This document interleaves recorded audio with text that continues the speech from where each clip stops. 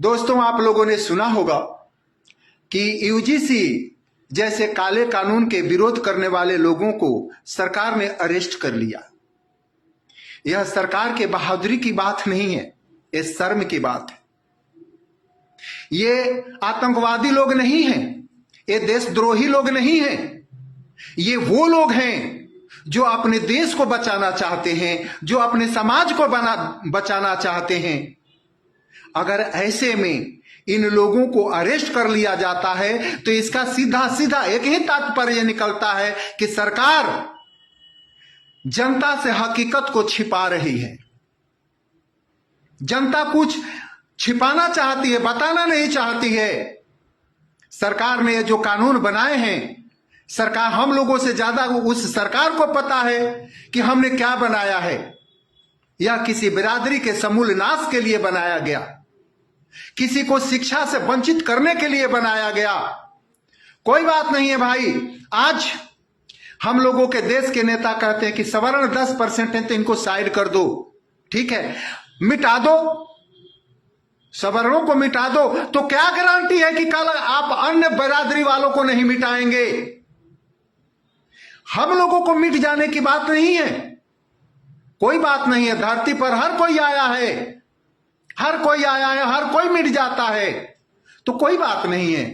लड़ते लड़ते अगर सवर्ण के लोग अगर मिट भी गए तो कोई बात नहीं है। हम लोग इस देश के मिट्टी की कर्जा को भर के जाएंगे। लेकिन क्या भरोसा, क्या गारंटी है कि सवर्णों को मिटाने के बाद जो बाकी लोग बचेंगे उनको नहीं मिटाया जाएगा? जिसको लड़ने की आदत है, जिसको मारने की आदत है, वो हर हाल में लड़ता है, हर हाल में मारता है। आप लोग देखे होंगे कि बहुत सारे लड़ाकू लोग होते हैं जो पड़ोसी से लड़ते हैं, गांव जवार से लड़ते हैं। अगर कोई नहीं मिला तो अपने घर में लड़ते हैं। तो जिसको लड़ने की आदत है, जिसको लोगों को सताने की आदत है, उसके लिए क्या बैकवर्ड, क्या फॉरवर्ड, क्या सवर्ण, क्या जो है एसटी एससी ओबीसी, वो हर वक्त लड़ेगा, हर किसी के साथ लड़ेगा।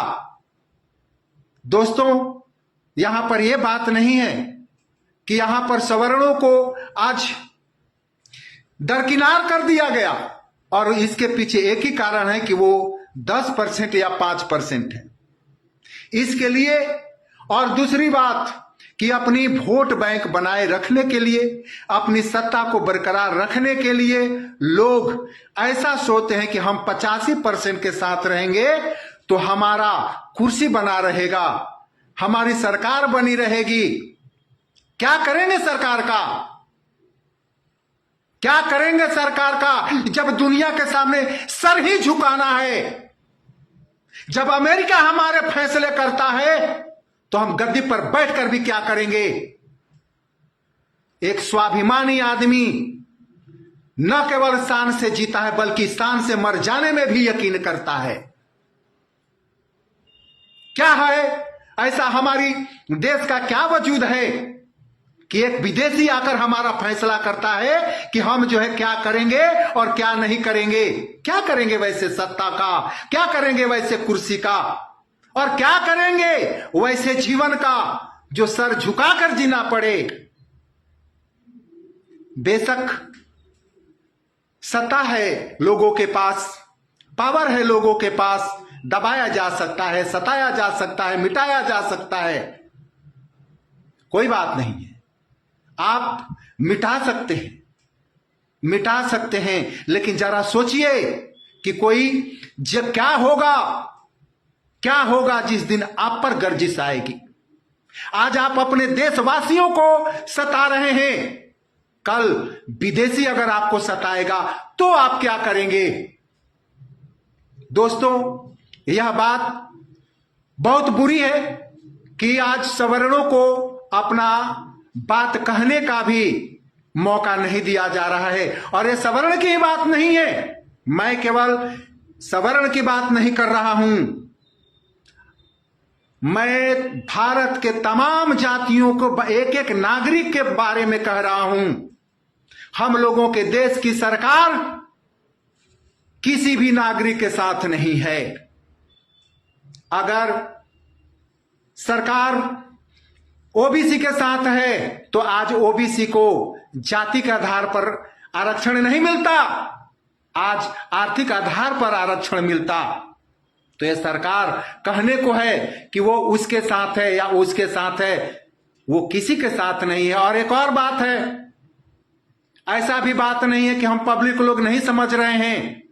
आप लोगों को जहां से भी वोट मिलेगा, जहां से भी कुर्सी मिलेगी, आप लोग उसी के हो। हम चाहे फॉरवर्ड हो या बैकवर्ड हो, कोई भी हो, कोई आप लोगों का अपना सग्गा नहीं है। हम तो ये सुनते हैं कि लोग ये कहते हैं कि हम बैकवर्ड हैं। भाई वाकई बैकवर्ड हैं, वाकई आप बैकवर्ड हैं। क्योंकि बैकवर्ड अगर आप लोग नहीं होते तो कम से कम विश्व स्तर के आप लोगों के पास नेतृत्व होता। आप लोग संसार के सामने सर नहीं झुकाते। आप लोग विश्व के राजनीति को नहीं सामना कर पाते हैं। आप लोगों के पास इतनी छोटी और गिरी हुई राजनीति है कि बस अपने देश के लोगों को बांटो और सरकार में आ जाओ, पेट पालो। धिक्कार ऐसे जिंदगी पर, धिक्कार ऐसी जिंदगी पर कि अपने देशवासियों को उनको धोखा देकर अपनी जो है पेट पाल रहे हैं लोग सरकार में बैठकर। उससे अच्छा रोड पर बेचता हुआ एक ठेले पर केला बेचने वाला एक व्यापारी स्वाभिमान से जीता है, रोड पर जूता पर पॉलिश करने वाला एक स्वाभिमान से जीता है। क्या करेंगे लालच राजा बनकर, जब आप लोगों को दुनिया के सामने सर ही झुकाना है। और यही वजह है, पूरा संसार देख रहा है कि आप लोग क्या कर रहे हैं। आप लोगों के पास इतनी गिरी हुई राजनीति है कि आप लोग संसार के जो है राजनीति को झेल नहीं पाते हैं और संसार में आप लोग सर झुका के जी रहे हैं। और आप लोगों के वजह से आज एक एक हिंदुस्तानी का दिल रोता है। अमेरिका ने कहा कि भारत 1 महीना तक रसिया से तेल खरीद सकता है। यह भारत के तमाम जनता को, हर हिंदुस्तानी को दिल में गड़ा, अति बुरा लगा। अगर बुरा नहीं लगा तो केवल हमारे सरकार में बैठे हुए लोगों को बुरा नहीं लग रहा है। क्यों? क्योंकि उनकी सुविधा अभी तक जारी है। कोई बात नहीं भाई, आप लोग रोड पर निकलने वाले लोगों को, सत्य बोलने वाले को अरेस्ट कीजिए, सबको जेल में डाल दीजिए। और हम सब कहे जा रहे हैं, अपनी तकलीफ, अपने मन की बात कहना, ये हम लोगों के संविधान में लिखा है और हम लोगों का कहना अधिकार है। अपने लिए नहीं, अपने आने वाले जनरेशन के लिए आवाज उठाना है। अपने आने एक एक देशवासियों के लिए आवाज उठाना है। और ये आवाज बंद नहीं हो सकती, बंद नहीं हो सकती। या जब तक हम लोग हैं तब तक हम लोग अपने देशवासियों के लिए लड़ते रहेंगे, चाहे वो सवर्ण हो और चाहे गरीब एसटी हो, एससी हो या ओबीसी हो। अगर वो गरीब है तो हमारा है, एक एक हिंदुस्तानी हमारा है। जो भी इन नेताओं से पीड़ित है वो हमारा है।